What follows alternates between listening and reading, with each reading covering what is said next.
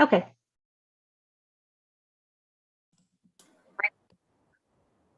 Good afternoon, everyone. Can you hear me okay?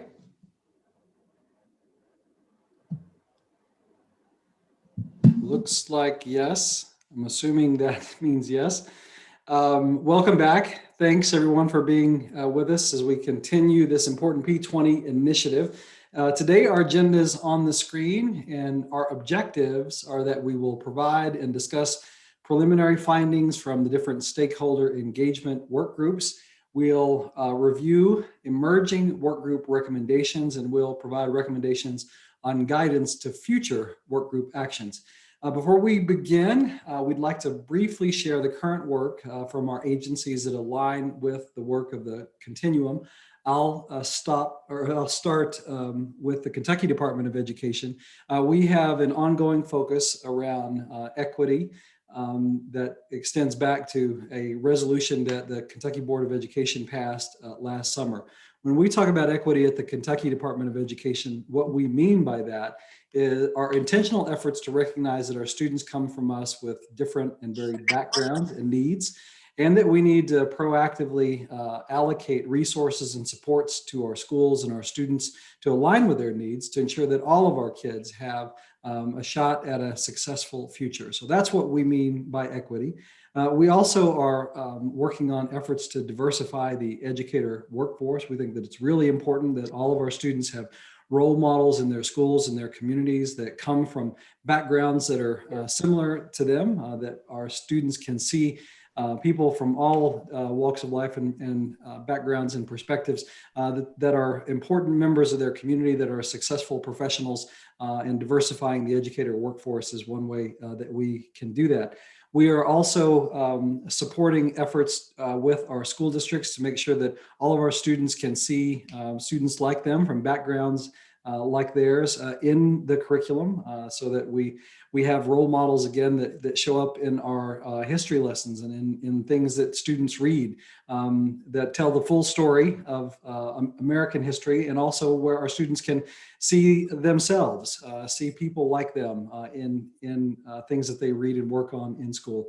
And finally, that we evaluate our policies, our practices, our procedures in schools to ensure that we're not creating barriers that keep students from participating in things where in something that relates closely to the work that the Continuum is doing, that we're evaluating things like prerequisites. And asking, are those creating barriers where we're limiting which students can access those and creating an inequitable outcome as a result of those prerequisites, and evaluating, are those doing more harm than good? We know that we have inequitable outcomes, not just in achievement results, but also if we look at students who are identified for special education, how discipline practices are delivered in schools, who is identified for gifted and talented services. Those things are just scratching the surface of some of the equity challenges that we have in our schools. And so that's been a major focus of ours at the Kentucky Department of Education. I'd also like to make you aware of a companion effort that we have that will have a shorter lifespan, but hopefully achieve much of the same impact that this group will. We started asking Kentuckians what their future vision was for education in the state, focusing more on the PK-12 side, but really we didn't limit it, and just asked them what some of their experiences were, and from that design going forward a future vision for the state. So it works through a design thinking process, which begins with empathy, or understanding the perspectives of the users of your system, or those that are in it every day. So we had listening tours. We listened to about 1,200 participants in those. We had all this great qualitative data of perspectives and opinions and thoughts and experiences and stories about the education system. And we've gathered those together. We have a group called the Coalition for Advancing Education in Kentucky that's working on compiling those stories together into some profiles or perspectives that help us understand the experiences that our users of the education system in Kentucky have had, and from that design going forward a vision for Kentucky that's based on the perspectives of Kentuckians. So I'm excited about that work. And so now I'd like to turn things over to Lieutenant Governor Coleman to share some of the highlights of the Education Workforce Development Cabinet.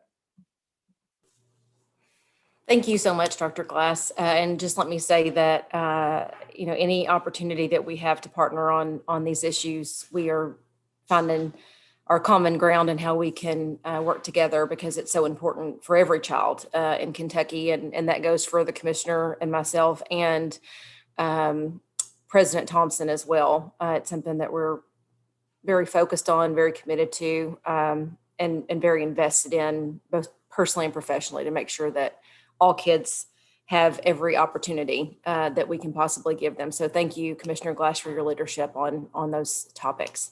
I want to talk a little bit about, kind of to piggyback off of that, a little bit about how we in the cabinet have invested in making sure that we can diversify the teaching workforce, because we certainly believe that that is critical.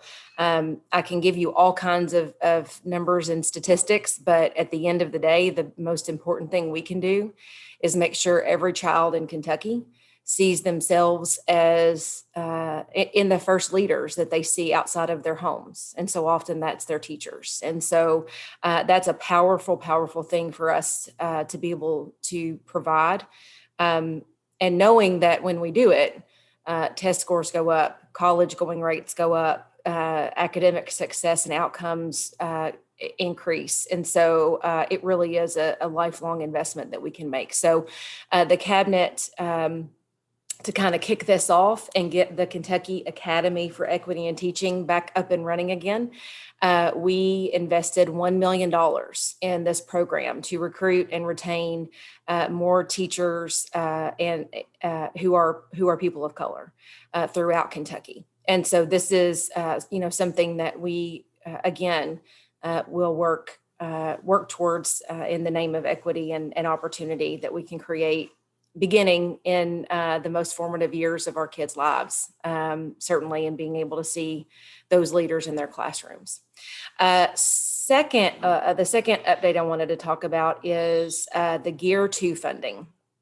The governor, for those of you who are not aware, the governor got a pot of discretionary funds that he could use for any reason. Upon our conversations, I assured him that there would be a whole lot of dollars flowing into Kentucky for the purpose of academic outcomes, addressing teaching and learning and instructional practices. We knew that was coming. And so one of the things that we wanted to make sure that we really started to focus on is the mental health component, social and emotional well-being component, because we know that that is an area where we are certainly going to see some probably, I should say, more challenges than we've seen in the past coming out of this. And it's also something that I wanted to make sure is not just some buzzword that adults use occasionally, right? Like, we need to make sure that when we talk about it, we truly invest in it and make sure that we are creating the best opportunity for our kids to really address their own needs in these areas. And so what we did was we took I think it was $15 million actually total, and are going to utilize our family and resource youth service centers through our schools. And we created a process for them to apply. So it's in a sense a competitive grant. And there's a whole host of things that they can utilize those dollars for. And we basically wanted to leave it in a way open for those folks to determine the avenues in which they could best meet the needs of their kids. And so as long as it fell under the big umbrellas, we were really excited to hear all of the ideas that these different schools and different Friskies have for utilizing dollars in the best way that they know how. And so we have, like I said, there's different areas. I'll just give you an overview of the areas. So we're dealing with family crisis and mental health programs for not just students, but for the entire family. Investments in early childhood education, as well as mental health and childcare, because we know certainly that our economy is dependent upon early childhood education and childcare. We learned that when um, a vast majority of the people who were displaced from work were women because of the issue of childcare. And so we want to make sure that we learn from what we've picked up on in the pandemic. We have also invested some dollars in summer bridge programs and an advisory kind of like it's pretty much like a partnership between high school counselors and college admissions, because we know that our students missed out on a year of being face to face, certainly in schools, but that also means that they missed out on a year of being able to have those relationships with their guidance counselors and admission counselors and things like that. And so we want to make sure that we build a village of those folks around our kids and create those summer bridge programs so that our students, as they transition from a year of being in and out of the classroom into the college world, that they have a lot of support going into that. And so those summer bridge programs are aimed at doing just that. And so we have hundreds and hundreds and hundreds of applications, which is great because it shows that, number one, we've got a great partnership with our Friskies, but also it shows that I think we hit the nail on the head with these dollars, and we've put them in places where these schools know that they are most needed. And so we tried to address every issue from early childhood through post-secondary that we possibly could in the realm of mental and emotional and social health and well-being, early childhood and childcare, and then post-secondary transitions and readiness for the kids that need it the most. So again, this has been a great partnership with Commissioner Glass and KDE, as well as President Thompson and CPE. I'm going to stop giving them so much credit, or their heads are going to get a little big maybe, but they're great partners, and we're all on the same page. And I think that makes it for a lot smoother transition through everything. So that is what we have been working on. I'm grateful that the governor allowed the education community to provide this vision and to follow through with it, because I really do think we're going to see some great things come out of this. So that is the update from the cabinet. Good afternoon, everyone. Lieutenant Governor, please don't stop. I need all the help I can get, so keep going. I appreciate it. It's really been good working with the Lieutenant Governor and Commissioner Glass in more ways than one. I mean, it doesn't mean that we all the time agree on everything, but it really, in the end, when we have these conversations, we come out with, I think, an agreement that's a little bit larger than what either of us were bringing to the table. And that's been what I think the power of this conversation we've had. I want to start my conversation off update by introducing you to my new board chair, Mr. Luke Mintzer. I'll give him a chance to say hello. He'll be on this group now, but Luke has served on our board now for a few years. But he has ascended to the role of a chair, and he has to put up with me more directly. He may not want to talk about that, but for me, it's quite a pleasure having him as my chair. Luke, would you like to say hello to everybody? Sure. Dr. Thompson, thank you for that introduction. Everyone, we're very excited to be here and participate in this extremely important, valuable group. I'm located here in Lexington, Kentucky. I've been on the board for about 4 or 5 years, and I'm very excited to be working with everyone. Thank you. Glad to have you on board. Let me start my update out by saying a couple of things. One is that we realize that higher education, in my book, is the direct correlation with a strong workforce and a strong economy. And we can't leave anybody behind in that regard. But we can't build a great higher education system without having a great early childhood and a P12 system. That's why we have the continuum in a nutshell. And the idea that anything stands in the way of creating barriers, I'm always going to be against. But my conversation around equity is this, that higher education, from our viewpoint, we've been closing gaps for the last 3 or so years faster than almost any state. The reason why, we have a great partnership with our executive branch, our legislative branch, and with the community as a whole. That to me is the power of communication, the power of setting an agenda, the power of getting on the same page. Ideologically, we all may be different. For those who know me, know I really don't care. What I do care about, though, is education. What I do care about is saying that people like me who are coming from the hills of Kentucky, or maybe of my skin color, or maybe of it didn't matter what skin color, we need to be providing an equitable education to get the best outcomes we can. The return on investment is way too high for our state and for each individual student. So I'm always going to be looking for a way to find not just solutions, but find paths to make sure that nobody's left behind. I will not back off from this as long as I'm in this job. I will not back off from this as long as I'm alive, because that truly is the core. When we talk about education, we have to look deeply at what we're trying to accomplish here and not get lost in many of those things that doesn't get us where we need to go. So the collective is really the way we need to think about this in growth. In building the higher education system, in my case, we need to, but to be the best we can for all citizens. It doesn't matter where those people are at. And so we're dedicated to that. And so some of the updates I'll give you is our attempt from our end to do just that. I want to thank Amanda and Jennifer first, and Joette and other people that have devoted so much time to doing the real work while they let me talk. But one of the things that the legislature asked us to do, Representative Bobby McCool, is to create this right to know website.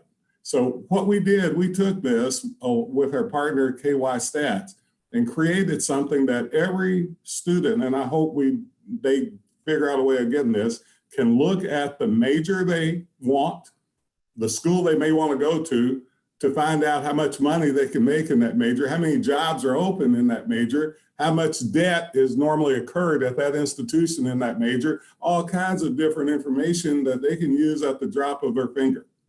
And this is powerful because we're going to have to inform students early about what I call their path to success and how to get there. So many people believe they can't afford to go to college, even when there's ways that they can. So a part of this is on us to do that. We have a 50.5% college going rate before the pandemic. It looks like it's going to be less than that now. So we have to figure out how we address this. One of the ways we're wanting to do it is to be as transparent as we possibly can. The right to know, I'll have to read now, or I'll be here all day, they tell me. It does offer extensive data on state public universities as well as Paul's shop, KCTCS. The General Assembly also passed House Bill 419 this past year that helped us to actually create that, to make that happen. This easy to use tool. If you haven't seen it yet, you should try it. I think it's unbelievable. Let me be clear to those who believe that we may be stepping in grounds that isn't valuing all of the majors that's out there. That's just not true. I'm a sociologist. But it does give me information that if I'm a major in sociology, what are the possible jobs out there for that? What's the average debt load that people have in that? And gives me a direction to think about it in great detail. So having knowledge isn't a bad thing. I would have been a sociologist no matter if it told me I was going to make $1. So this is helping us to just give more information to more people. You all saw the Fast with TikTok challenge. For those who participated, we have a few on here. The Lieutenant Governor is one. Paul is another. For those who participated, I appreciate it. We got a lot of looks. A lot of people would know. You can see my dance moves in that too, by the way, just point out.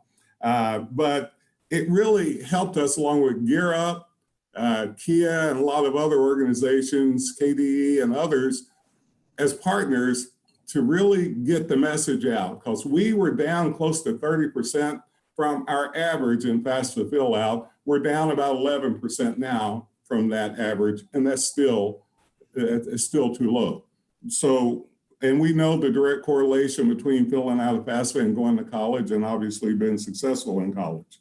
We did have a chance to travel to Garrett County to two wonderful young ladies who won the FAFSA contest, Kyron and Jade Norris. I did announce as I gave them their banner that I was a better dancer than they were, at least, but they didn't seem to mind that. But they won, and it was great to talk with them, great to be in Garrett County School, talking to the seniors, talking about the value of college. That entryway was, in fact, I think, a very powerful way of getting people to know that we do care about them and their success story. Summer Bridge program, Lieutenant Governor talked about. I'm really happy about this, because if you know anything about gap closing, if you know anything, we're not making the argument that we're doing closing learning loss, any of that. What we do know that it takes more than just the academic process to be successful in college. It takes the social, emotional, and cultural. This provides us with that opportunity, but not just to get in college and have those things that you need to get in college, but how to get through college. So we're focused heavily on that senior transition year, but also the transition between the first year of college and second year of college. We know if we can get them to the second year, we have a much greater chance of getting them to that goal line. So this was crucial. I had a lot more to say about this, but Lieutenant Governor stole my thunder. Just to say I appreciate the governor and Lieutenant Governor and others that gave us this opportunity to really get it out there. We are working with our private colleges and universities as well as our publics. We know this, and I'll stop here on this. And I think it's important to have this understanding. Students' mental health issues, social and emotional elements that they probably didn't get during the last year of their high school in many cases, or this year of COVID. There's a lot of things going on other than the academics that causes us to think about how do we truly create innovation now and not wait for us to find out all the data. And this is what this continuum is about too. It's about being able to have a deeper understanding that students that need support come in a variety of packages. This stuff we worked on a year or so ago, we're giving out the grants in mental health and creating this telehealth sort of way of thinking about this website. Not all mental health is the same, but not all students who are suffering based on this pandemic or before or even after is the same. And that's the way we have to think about equity. That's the way we have to think about those inputs. I appreciate everybody being here. That's my update. I'll turn it over to Amanda. Thank you, all three co-chairs. Clearly, Continuum members, we have not sat around and waited for the next meeting to come up. There's lots of great work going on. Before I turn it over to our work group member or our work group co-leads, just to give a very brief update on the work that's been occurring since we met last time. So when we met in March, we had the charge that you all agreed to that we needed breakout work groups, and these groups have met 2 hours each month. That is a very difficult task. We've had between 85 to 90% participation, active participation. I will tell you, when we opened it up to the field, we had about 75 additional folks who wanted to be a part of this work in some form or fashion. You're going to get to hear ESG give the stakeholder input that was requested and really capitalized on in our norms of what we really wanted to base our work on. And so I just wanted to let you know that we are having great impact. We have momentum around this work and really a collective drive to want to improve. And so I'm going to challenge our three co-leads to, if they can give a really brief overview of their work group in about 3 minutes. The reason we want you to have a very brief overview is because you will have an opportunity today to select 2 of those. And Jennifer will explain that in greater detail, but we want to give you just a very brief overview of the work that's going on. So we will start with, I believe, Dr. Lou Young and President Thompson. They're going to give a very brief update on the transition to post-secondary or successful transition to post-secondary. So Lou, I will turn that over to you, and anything else that you and Dr. Thompson would like to say.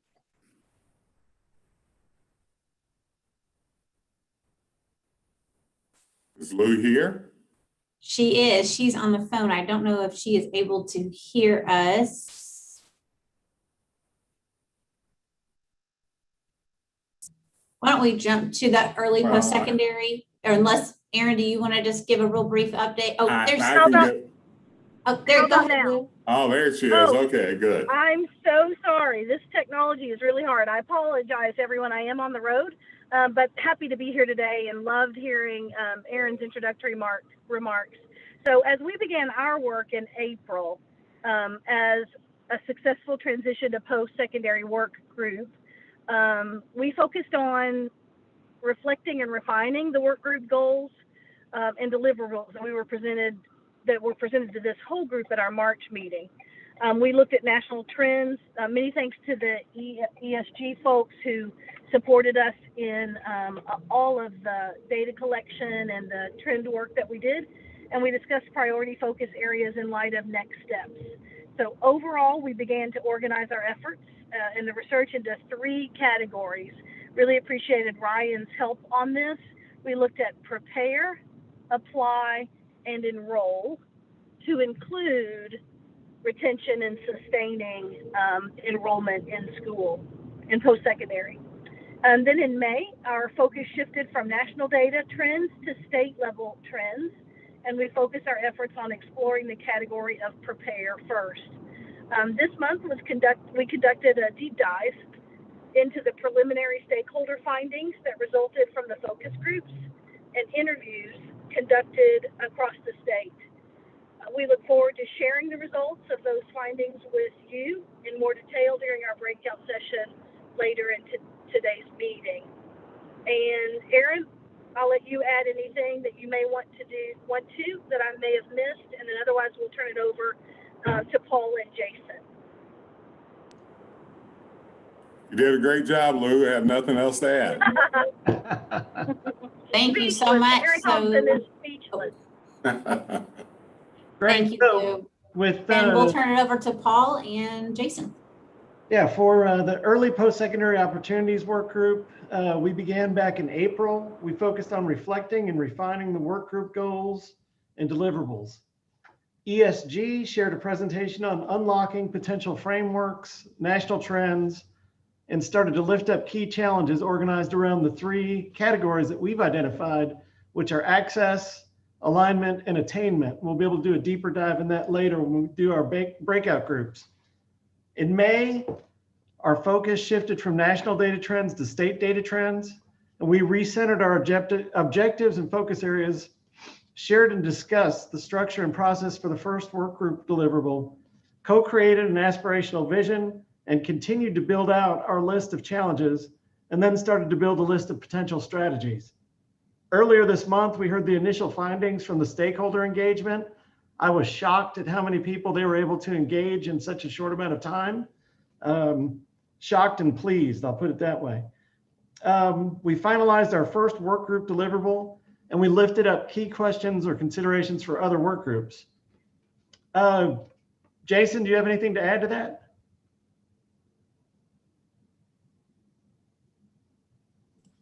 I don't. Thank you, Paul. All right, thank you, sir. With that, we'll wrap up with Dr. Corinne Murphy and Lieutenant Governor Jacqueline Coleman to provide an update on the Educator Workforce Diversity Work Group. Lieutenant Governor Coleman, are you good if I move forward? I think we're good. You go for it. Okay. So we did the April, May, and June meetings as well. In our first meeting, we really took time to learn from each other, but also to learn about early educator pathways from our partners in ESG. They provided us a national framework and a national perspective on what is happening in early educator pathways. We also shared objectives with our work group partners to begin identifying key challenges, identifying identifying untapped pools of talent, and that's a theme that will resonate with many of you. And we started to lift up existing programs in Kentucky, so really learning what is happening already within our Commonwealth. In May, we extended that conversation again with additional learning session on what has happened. Go Teach Kentucky out of KDE, which is a very robust program that you'll hear about a little later. And we also structured our first deliverable.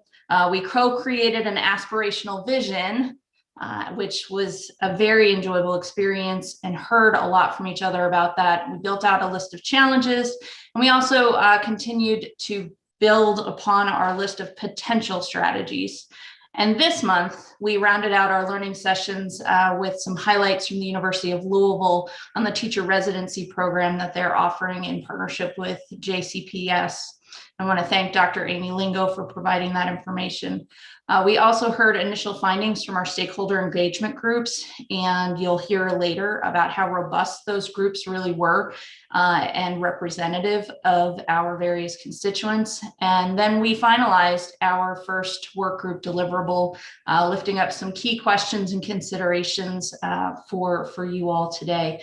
So that takes us to the feedback findings. And Lieutenant Governor Coleman, did you have anything else you wanted to add from the last 3 months of work? No, ma'am, I think you did a great job. Thank you. Okay, so I think we will turn things over now to our friends in ESG to walk us through the stakeholder feedback findings. Thank you. So Brianna is sharing her screen now. Before we get started, just wanted to say that this is going to be a kind of condensed, shorter version of all of the stakeholder findings that we shared with each of the work groups over the past couple of weeks. In your meeting materials, you should have received the full decks, so you can see the full set of findings. If you haven't already, and if you're interested, would encourage everyone to take a closer look at those after today's meeting. You can see some additional details on who we were able to talk to, as well as bright spots of kind of programs, policies, and resources that already exist in Kentucky for each of the focus areas across the 3 work groups, as well as some of the approaches that were shared for to inform some of the emerging recommendations that we'll get a chance to look at a little bit more closely in the breakout groups here. Another thing, so we want to maximize the amount of time in your breakout group. So we're not going to have a dedicated question and answer session today. That said, consider this like the first of many conversations around the stakeholder findings. Feel free to add any questions that you have in the chat, and we can follow up with the group afterwards. There's also going to be some opportunities for question and answers once you discuss the emerging recommendations in your breakout group. So you can also feel free to take note and take those to those breakout discussions as well. So with that, we're going to go ahead and get started. Brianna, if you want to go to the next slide. So again, we had a kind of mix of focus groups and interviews. Really excited we were able to talk with nearly 170 individuals across the state over about 50 focus groups and interviews. That would not have been possible, so we're able to have the reach that we were. And big thanks to Amanda and Jennifer at CPE, as well as we partnered really closely with the 8 regional education cooperatives across the state, recognizing that the kind of unique communities across each region of the state all have kind of unique challenges, needs, interests, and bright spots. And so wanted to make sure that we really focused on having geographic diversity in who we were talking to. Our questions that we asked each stakeholder, they varied a little bit. So what we would ask students was a little bit different than what we would ask of a dean of education. But that said, we tried to focus our questions around the 3 priority areas for the work group. So we had questions around advising and FAFSA completion and communicating the value of post-secondary education to inform the work of the early the transition to post-secondary work group. Had questions around eligibility requirements and advising and a number of other issues for the early post-secondary opportunities work group. And then also had a subset of questions around educator workforce and diversity on how we can, again, recruit, retain, and train educators, particularly educators of color. We also encouraged regions to include participants of color, whether they were individuals of color themselves or whether they are representing students and families who were diverse, either in terms of their race and ethnicity or in terms of economic diversity, recognizing that some regions have kind of higher populations of low-income students as well. So here you'll see on this chart who we talked to on the K-12 side. So you'll see kind of the regional breakdown on the map on the right-hand side of the screen, as well as kind of a breakdown by role. So talked with a number of high school counselors in this space, as well as teachers in both high school and district administrators. And then we also were able to have both focus groups and interviews with students and parents across the state. And then also had pretty good representation by higher education institutions. So both by role, which you'll see in that chart over on the left, as well as kind of by sector. So talks the number of 2-year institutions, as well as 4-year, both public and private institutions. So next, we're going to kind of take turns talking through our high-level findings from our conversations with stakeholders. We're going to organize these findings by the 3 work groups. So we're going to start with the early post-secondary opportunities and the findings that we have there. So again, the big focus for the early post-secondary opportunities work group is around access, alignment, and attainment. They're defining early post-secondary opportunities primarily around both exam-based opportunities, so advanced placement and international baccalaureate or AP and IB, as well as dual credit. So that's the primary focus area. We did have some conversations both as a work group and with our stakeholders around things like credentials or articulated credit. But again, the big focus is on AP, IB, and dual credit. So starting with our kind of access findings, the biggest thing to highlight first is around kind of trends in participation. So we see this in the state level data as well as in what we heard in our conversations, that there really isn't a typical student who tends to participate in dual credit. They tend to be pretty diverse in terms of their academic background, their race and ethnicity, their income status. That said, we did hear a difference when it came to participation in AP. Many high school counselors and principals describe the typical AP student to be more white, more middle and upper class, and generally tended to be academically high performing students who tended to participate in that. So saw some differences there. Second trend we heard was around awareness. So many high school counselors said that students or families weren't always aware of the opportunities that existed for earning early post-secondary credit. And this was particularly the case for students who are low income, first generation students, or students from diverse backgrounds.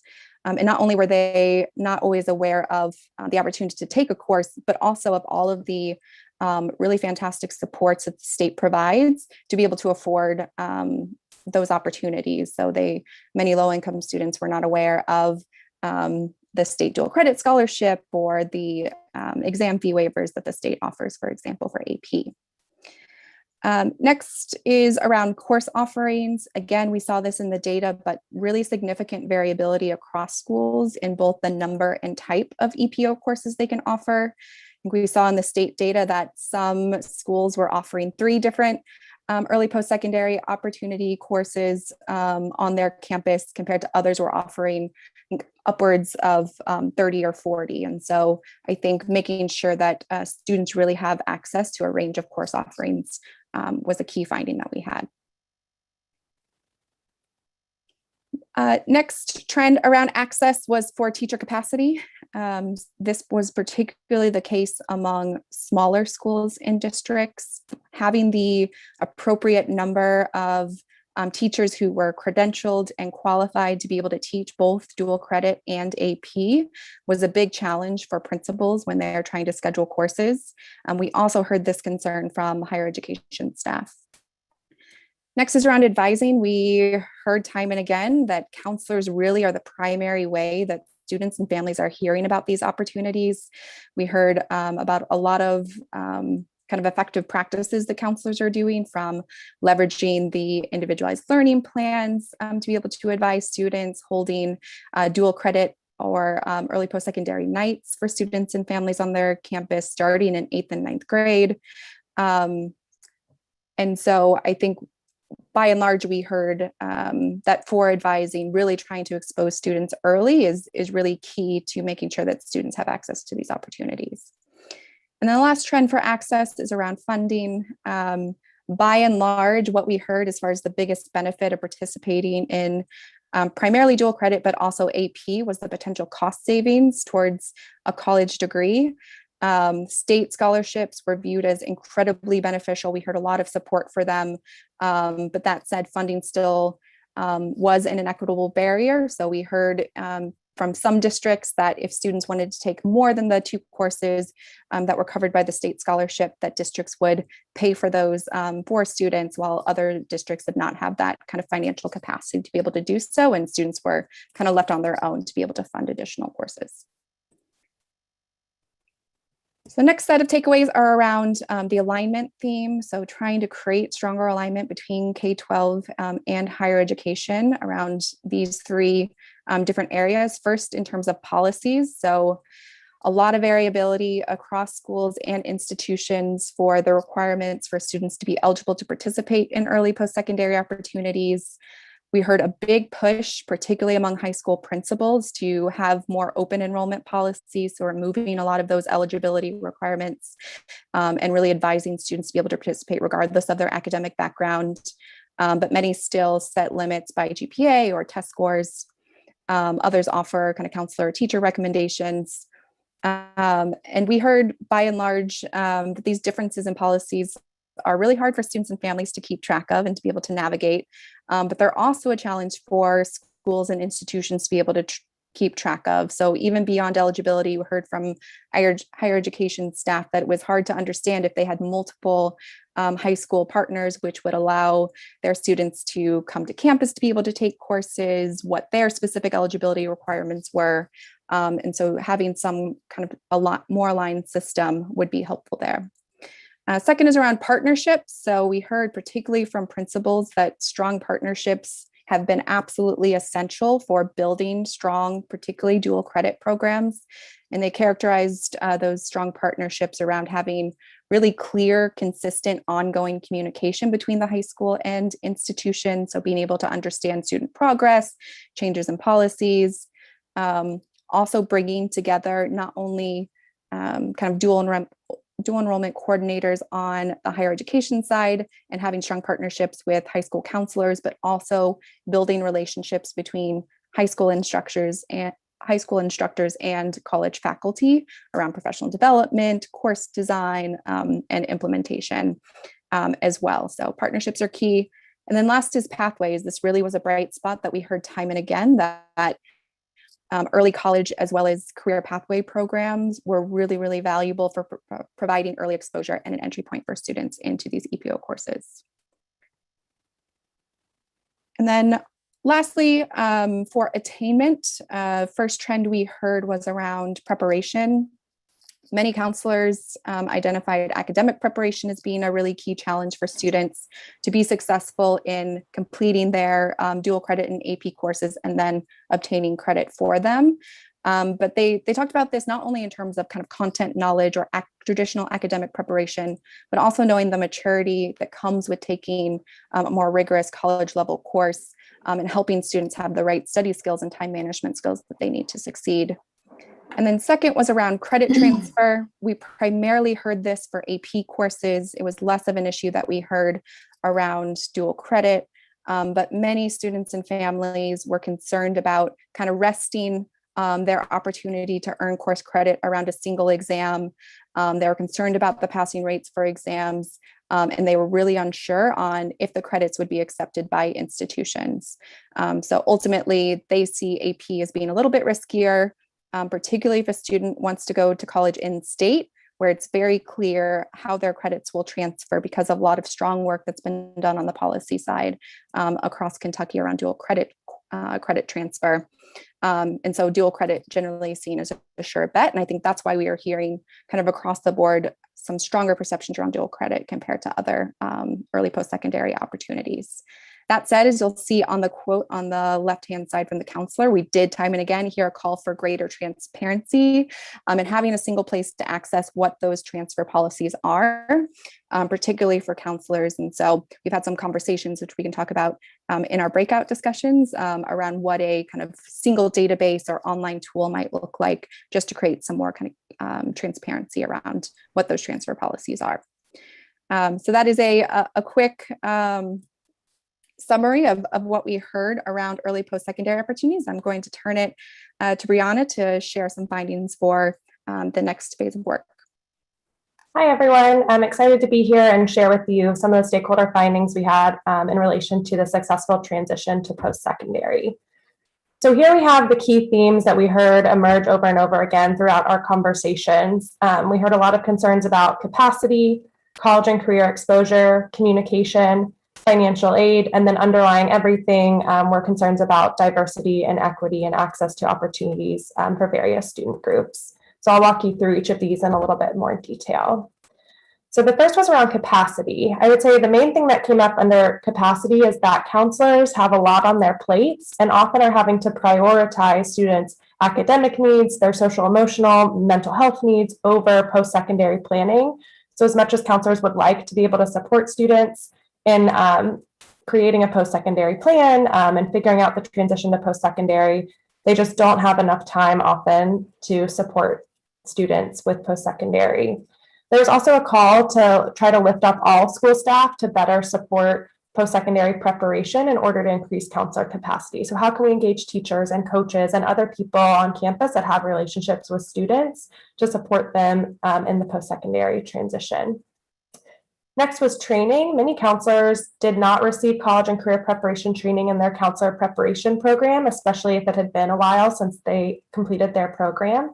And even for those who did have training in their program, most expressed a need for continued training and professional development because the landscape of higher education and admissions policies and financial aid is constantly changing. So we heard a call for more regular training and professional development around those changes. And then finally, partnerships were really key, similar to what Lauren mentioned for the early post-secondary opportunity group. Partnerships with the area technology centers, community and technical colleges, universities, as well as larger partnerships throughout the community with things like Rotary clubs, chambers of commerce, the business community, really helps to increase capacity by offering students internships, scholarships, access to advanced coursework, support in filing the FAFSA and completing college applications. However, we also heard that the type and strength of these partnerships really varied by region, and even within region varied by district. So a call for more consistency and strong partnerships with all the great resources that are available throughout the state. The next was college and career exposure. So a common theme that came up was early exposure, is that we can't wait until junior or senior year to be having these conversations with students, and we shouldn't even be waiting until freshman year. We need to be having conversations about post-secondary options, whether that's college or career, what type of education you need for various careers early on in students' education careers, so that they can start to think about what they want to do when they leave high school and build a path accordingly. The next was pathways. So schools and college faculty often saw specific pathways as a great way for students to get ahead and learn about a particular career. And in general, students also agreed with that it was a great entry point to learning more about a career field and building college credits, which they really appreciated. However, we did hear from some students that they found pathways a little too restrictive, especially at schools where they have to identify a pathway by the beginning of sophomore year, and it's hard to switch pathways if they change their mind by junior or senior year. The next was soft skills or essential skills. So in addition to academic preparation, teachers and counselors really saw a big part of their role as teaching students the essential skills that they'll need in order to succeed in college and in career. So things like time management, self-advocacy, communication, collaboration were all things that teachers and counselors wanted more opportunities to instill in their students. And then finally, we heard a lot about the individualized learning plans that the state offers. We heard the word compliance a lot when talking about ILPs. So often these are being completed because it feels like something that they have to do. But some schools are trying to figure out how to better integrate college and career exploration into those ILPs to make them a little bit more actionable. The next major theme that we heard come up was communication. I would say the first thing in that was messaging. So there was school districts are all messaging college and career a little bit differently. Some are talking about, no, we're not even talking about college, we're just talking about career, and maybe college is a way to get there. We're talking about college for career, we're talking about college and career, as well as a lot of people brought up the fact that students still think that post-secondary refers only to like a 4-year college. So just better communication around what post-secondary means, what are post-secondary options, what do we mean when we say college and career preparation. The next was family engagement is something that a lot of districts are struggling with. I would say most people we talk to said that this is a challenge or something that there's definitely room for improvement for in their district or among their college community. They agree that it could be improved, and often barriers like language barriers, transportation can get in the way, and often heard a call for engaging families earlier in the process, especially in like elementary and middle school when families tend to be more involved in their students' education. And then the next was options. Students in general were able to communicate to us that they understood the economic value of a degree and thought that their counselors had done a good job of supporting them through the post-secondary preparation process. But many wish that they still had more information about the vast majority or vast variety of options for college and career that are out there. The next was financial aid. We heard that FAFSA does continue to be a barrier for a lot of students and families. Families feel like they maybe won't get aid from the form, they don't understand the form, or it's too complicated to complete. The next was understanding the cost of college and the financial aid available to them. So we heard from both students and counselors that there's a need for more information about the cost of attendance and understanding what it truly will cost, as well as college financial aid staff feel that there's misunderstanding around the FAFSA and what all it helps you qualify for, as well as students not really understanding their award letters, like the difference between grant aid and scholarship aid versus loans or work study. And then finally, unexpected costs continue to be a barrier for students. So even those who have successfully completed the FAFSA and applied and been admitted to college, things like needing to buy a laptop for school or having trouble paying housing deposit fees can get in the way of them successfully enrolling. And then finally, just wanted to lift up the various student groups that we heard concerns about and opportunities to better support throughout these conversations. So rural students, we often heard that they have limited exposure to college and career and may be hesitant to leave their home community. We heard a lot about first generation students, how these students often are the ones who would benefit the most from additional support and additional capacity. We heard about DACA and undocumented students not having many affordable post-secondary options. From special education students, we heard that there tends to be a focus on career and not as much of a focus on college options, and that students and families often have to go seek out that information on their own. And then finally, for students of color, we heard that from many counselors that they were concerned that students of color are underrepresented in advanced courses, especially in those AP courses, as Lauren mentioned. And now I'm going to turn it over to Janae to talk about educator workforce and diversity.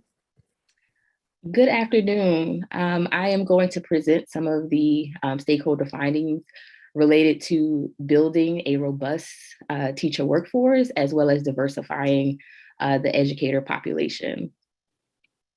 So we began our discussions around ways in which K-12 educator preparation programs, as well as adult learning environments can better recruit, train, and retain teachers or students to become teachers. I also heard a lot around diversity and equity, and so we'll individually lift some of those themes up as well.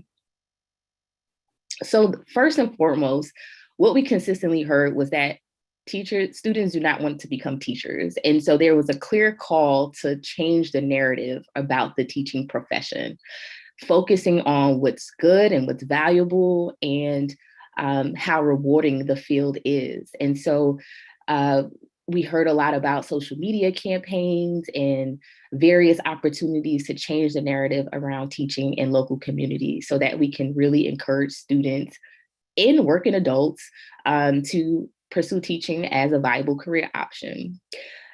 Along those same lines was the call for pay and compensation enhancements, right? So a lot of the messaging was like, we see, or students see and hear what teachers have to do, and they know how little teachers are paid. And so that seems to be a very critical component to recruit more teachers.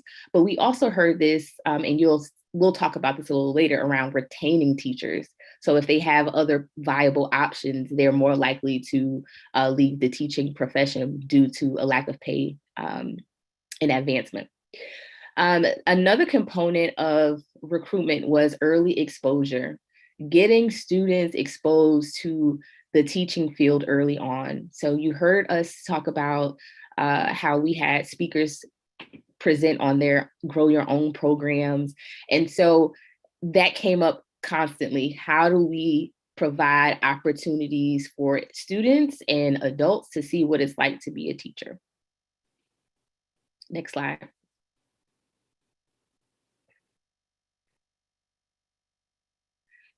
So another component of recruitment tied into the access barriers to being admitted and being able to progress through an educator prep program. And so we heard a lot around admissions criteria and the need for multiple measures for admissions. We heard about the praxis exam and the criteria and the years that are placed on how long an exam is considered valid. And so there were also financial costs associated with being enrolled in an educator prep program, and how that also weeds out potential students, particularly low income and students of color. And so that led to the conversations around scholarships and financial funding to really help students offset the costs associated with attending an educator prep program. So in the training and retaining space, mentoring and support was a recurring theme. Some places are doing a great job at this, but statewide, there was a call for more mentoring and support of new teachers and current teachers related to content, pedagogical practices, as well as understanding students and their unique needs as they enter the school space. K-TIP was a huge recurring theme, no matter who we spoke to, whether it's from the post-secondary or the secondary side. This program, the Kentucky Teacher Internship Program, was seen as a valuable asset to training and mentoring new teachers. And what we heard was that a lot of schools and sometimes districts have created a few of their own localized programs, but they're not able to operate and function at the same level as K-TIP. And so this was really proposed and came up a lot to return K-TIP back to the profession. And last but not least, on this particular slide was around counselor training. There was a few counselors that we got to interview, and a lot of them said, hey, you know, we're seen as the experts on getting students to college and ready for careers and whatever transitions that they're going to have, but we don't have a lot of training and networks of support within our districts or throughout the state to be able to move this work forward, as well as to be able to keep up with what's happening. So a lot of counselors were doing a lot of individual professional development, working with their local institutions to find out what their admissions criteria was or if things are changing. But they really indicated that there's a need for more structured and organized professional development. So a lot of them mentioned KIA, KVEC was really filling in that gap with professional development opportunities. Next slide. Again, more training on classroom management and pedagogy as opposed to just standards. That was a big thing. Culture and relationships. So teachers that were interviewed really expressed a concern about how they're not viewed as professional partners in this work. And how do you create space to involve teachers in decision-making practices? And so that was really essential to teachers feeling valued and that they were experts about what happened in their classrooms.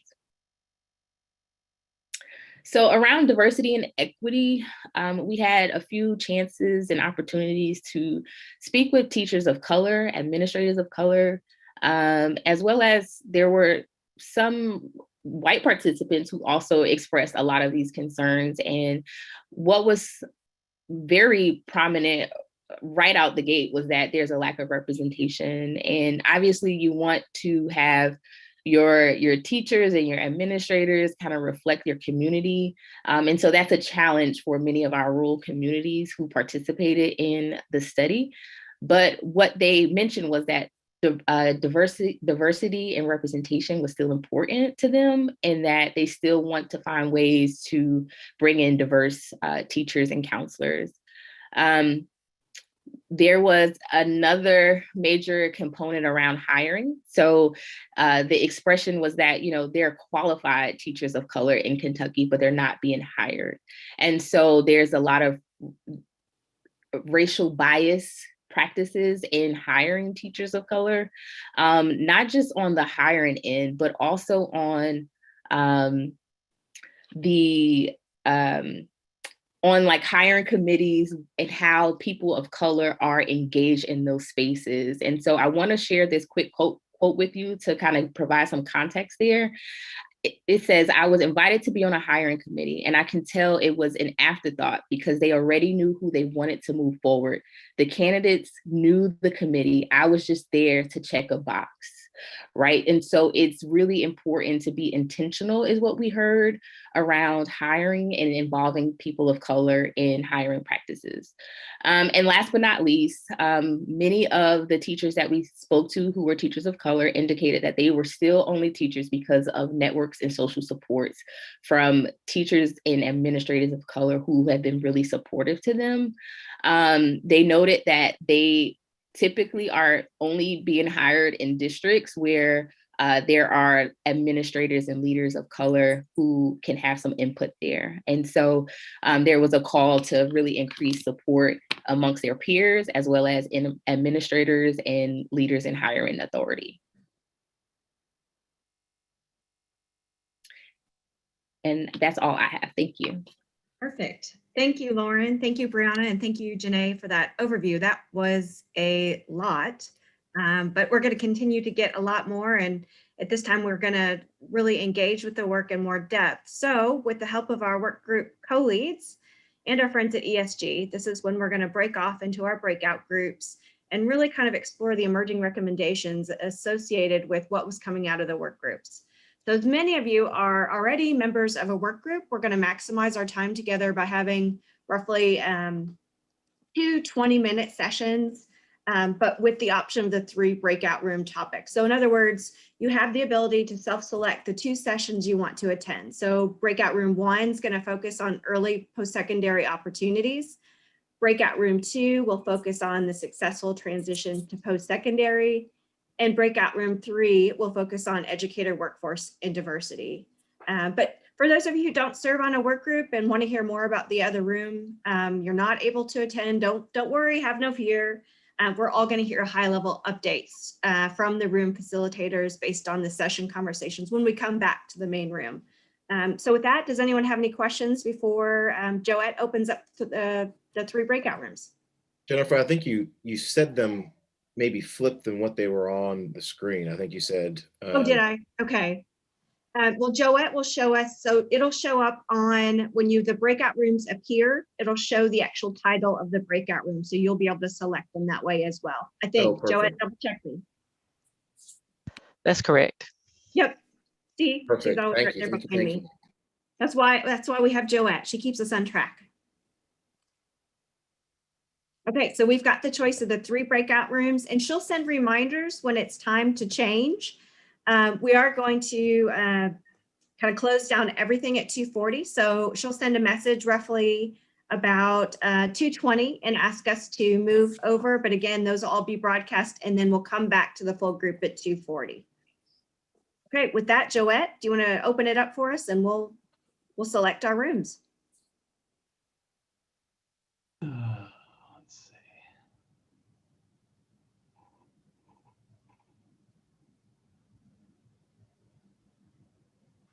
In work group co-leads, you don't get a choice. So you'll see your title of your work group and off you must go. Got it.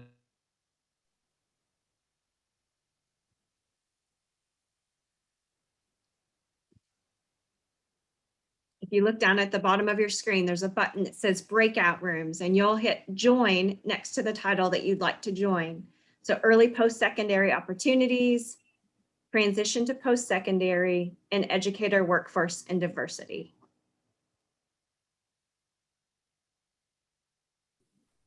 Jennifer, am I missing it? I don't see it. Yep, down at the bottom of your screen, do you see where it says breakout rooms?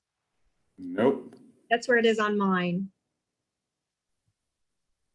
Joette, where do you see on yours? I can assign Dr. Thompson. Okay. Yeah, I don't, yeah, good. Thank you, Joette. I need all the help I can get. And if Joette, will you move Dr. Murphy as well to educator workforce and diversity?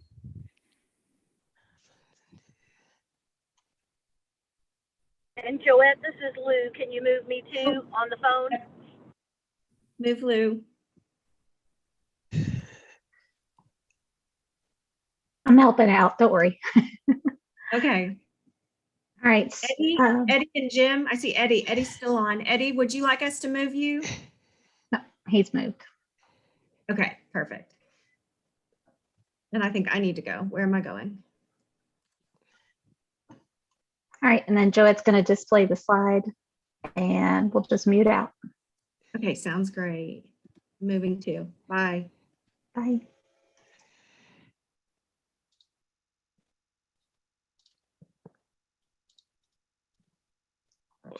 Escape.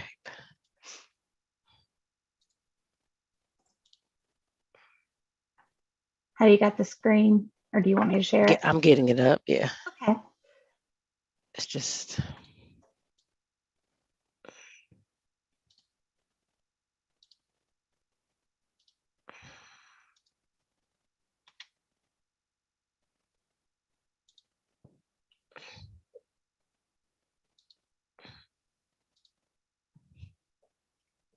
Can you see it? No. That's okay. I can just do it on my end. I don't know why it's sharing the wrong. It's switched on me, my screens, for whatever reason. Let's try that again.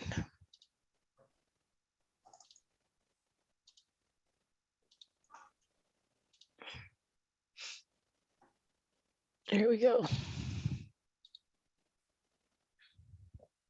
Now can you see it? I can see it. Okay. All right. We're good to go then. Thanks.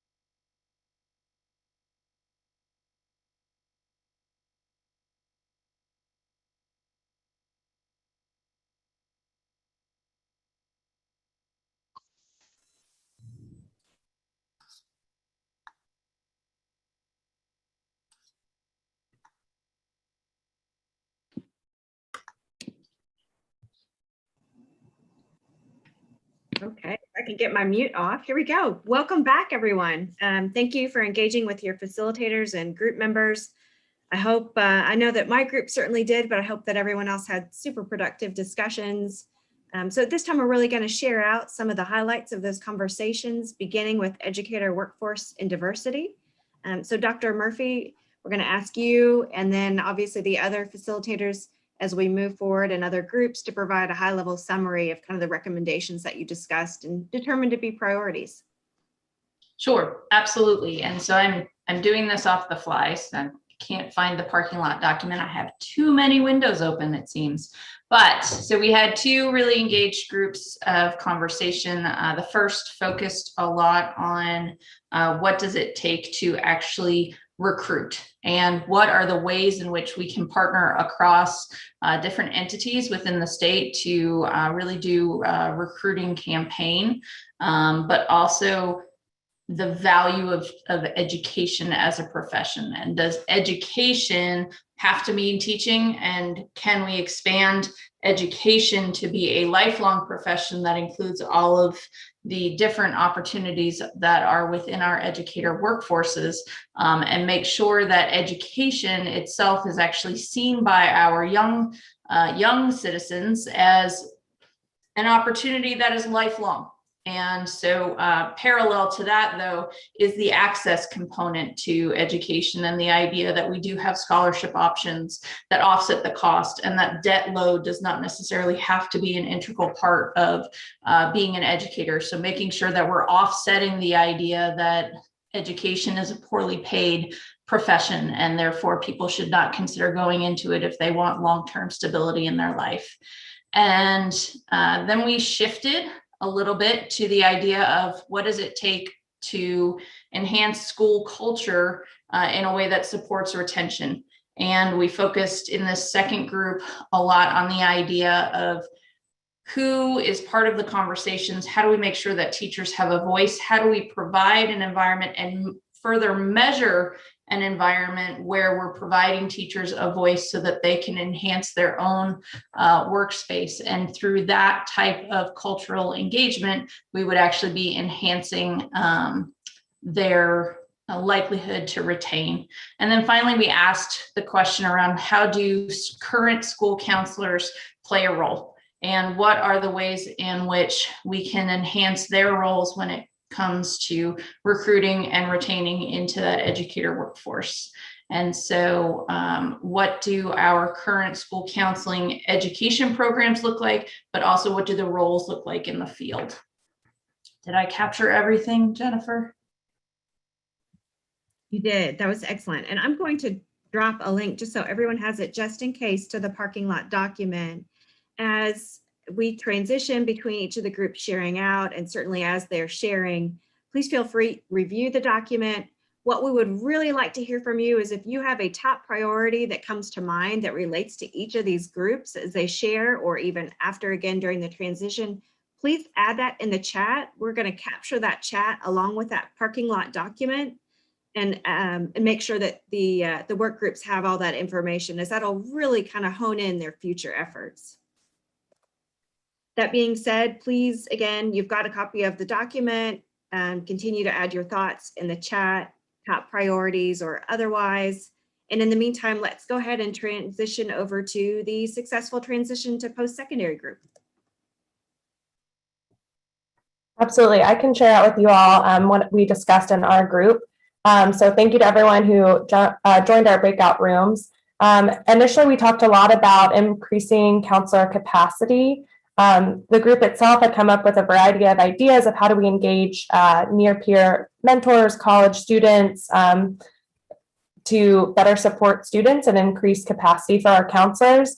And we had some great points brought up around the work that Kia in particular is already doing. So they already have a partnership with AmeriCorps. They're already have college advisors. And so trying to think of ways that we can scale up existing initiatives in the state instead of trying to reinvent the wheel or introduce a new program on top of the great work that's already being done.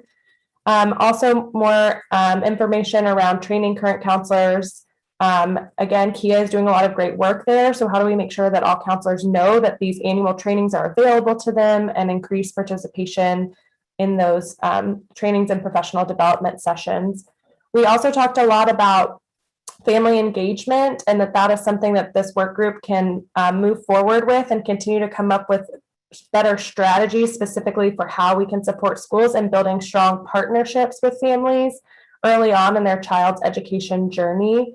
We talked a lot about how family engagement is not a one-size-fits-all strategy. It must be a partnership. It can't just be the state or schools talking at families. We really need to find ways to partner with them and bring them into this work and acknowledge that families know their students best. We've also talked about communication campaigns. So communication campaigns around FAFSA, around post-secondary options, about the value of post-secondary, were all things proposed by this work group. And Amy brought up the great point that communication isn't something we're talking about in each of these 3 work groups. So that feels like an area where the Continuum can really step up and put together what are the key priorities? How are we going to talk about all of these different issues? What are the key messages that we want to get across? And again, tying that in with family engagement. How do we make sure that these messages are targeted at families in particular and pulling them into the work? Anything else from my group that anyone would like to share? If not, then I'll turn it over to the Early Post-Secondary Opportunities group. Sure, and I'm happy to get us started, and feel free to fill in anyone who is in either of our breakout sessions. So I think by and large, we had agreement that the initial set of priorities that the work group had identified during our last meeting were right. A lot of those were focused on really bolstering and advising to students and families around early post-secondary opportunities, setting kind of the expectation that all students are capable of succeeding and should be expected to participate in at least one EPO course during their high school years, and recognizing that's going to take a lot of capacity to kind of shift adult mindsets and create the proper incentives for schools and districts to be able to make that a reality. The work group also had identified priorities around increasing kind of educator capacity, not only of high school counselors, but also teachers, administrators, and high school faculty and staff around supporting students in EPO coursework, and really strengthening partnerships to be able to increase course offerings.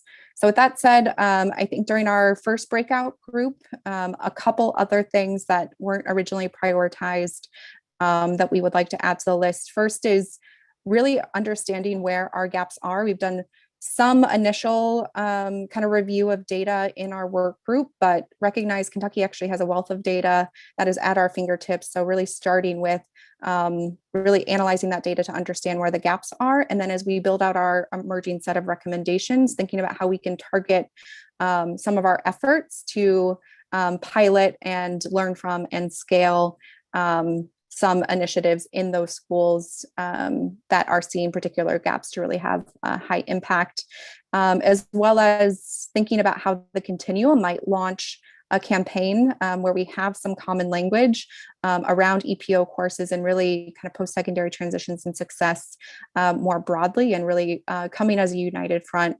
OJ, this was his idea, and I think he'll be able to speak much more eloquently about it, but I think something for us to consider as a continuum as we move our work forward.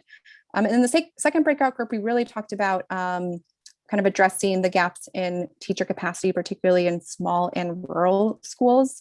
So I think we had heard in the stakeholder findings that having a sufficient number of teachers who are qualified to teach AP and dual credit is a struggle for small and rural schools.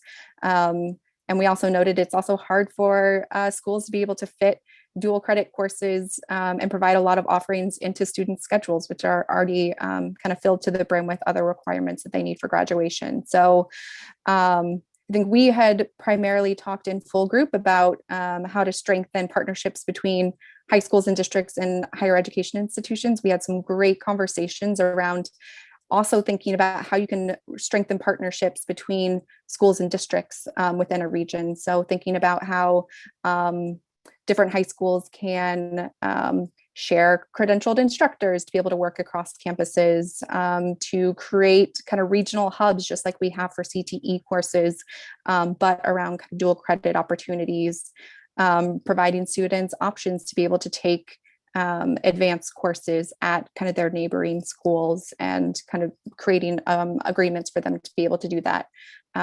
Increasing the number of kind of hybrid or virtual options that students have access so that they can have kind of more course offerings there. And then I think we ended with recognizing that we're probably going to need some sort of incentives to be able to make some of those partnerships happen. So doing some additional thinking on how we can make that a reality as well.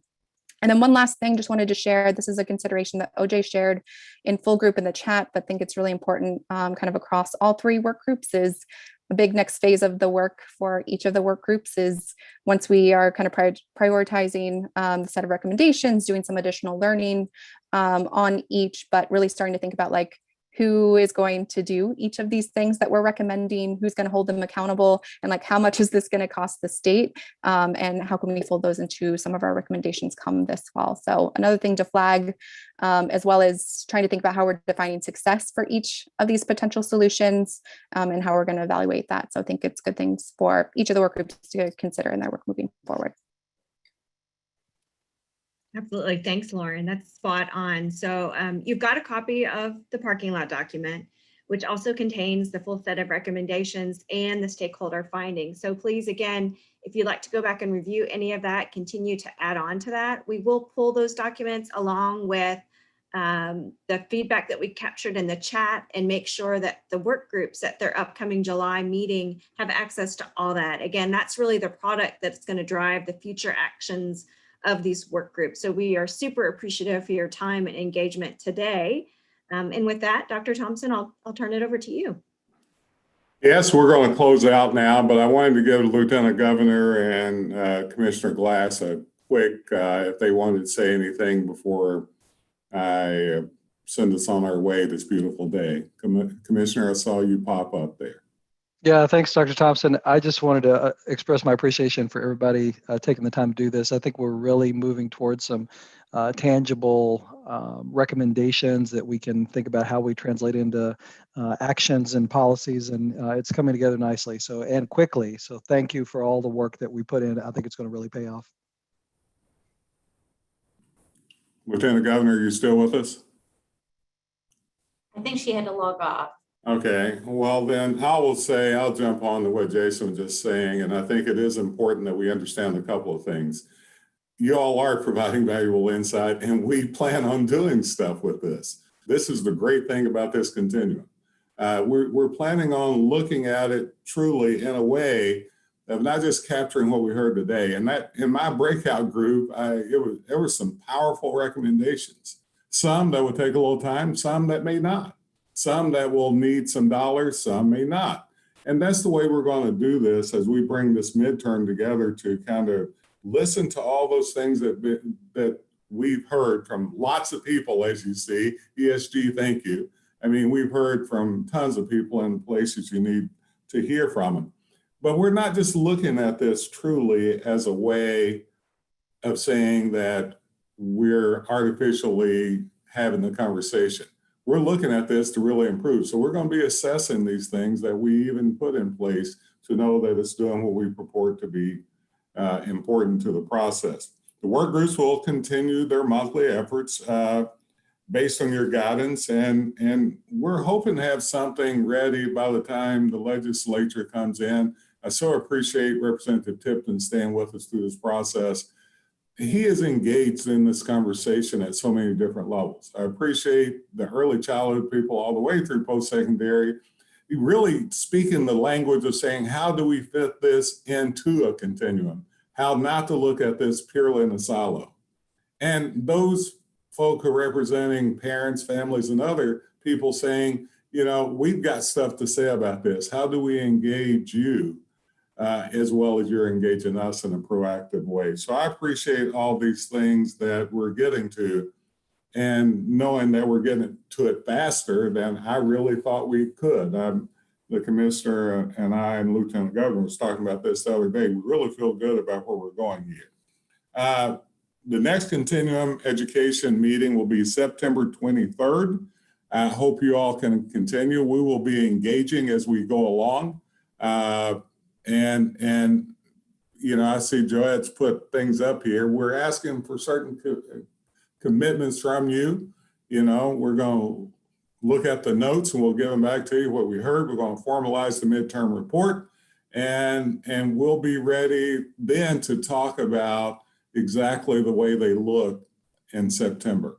Anything that anyone wants to bring to the table? Amanda, Jennifer, I'm sure I'm forgetting something, so tell me, what did I do wrong? Not a thing. I appreciate you closing us out, and we know that it is very difficult to come together in June, but I do think we're moving ahead. We do encourage you to add to that document, and we'll be following up, and look forward to moving the work forward. So thank you very much. Thank you all. Have a great Wednesday. Enjoy the rest of the day and the rest